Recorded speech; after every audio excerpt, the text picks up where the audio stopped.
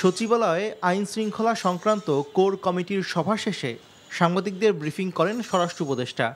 জানান, নির্বাচনকে সামনে রেখে দেশের শান্তি ও সুষ্ঠু ভোট প্রক্রিয়া নিশ্চিত করার জন্য যে কোনো বিশৃঙ্খলা সৃষ্টিকারী ব্যক্তি বা গ্রুপকে চিহ্নিত করে আইনের আওতায় আনার নির্দেশনা দেওয়া হয়েছে।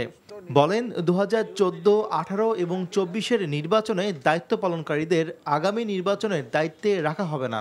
গত 2014, 18 এবং 24 সালে জাতীয় সংসদ নির্বাচনের দায়িত্ব পালনকারী ব্যক্তিদের আসন্ন নির্বাচন যথাসম্ভব তাদের দায়িত্ব থেকে অব্যাহতি দেওয়া। আসন্ন জাতীয় সংসদ নির্বাচন কেন্দ্র করে আইন শৃঙ্খলা পরিস্থিতি অবনতি যেন না ঘটে, সেই জন্য আইন শৃঙ্খলা বাহিনীর টহল ও গোয়েন্দা নজরদারি জোরদার করা।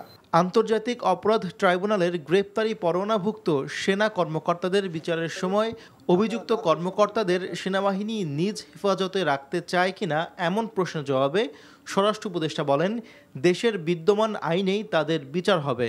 যে অফিসারদের বিরুদ্ধে ওয়ারেন্ট জারি করা হয়েছে, তাদেরকে আর্মি তাদের হেফাজতে রাখতে চায়। এটার ক্ষেত্রে আমরা আইনি যে প্রক্রিয়া ওইটা আমরা গ্রহণ করব।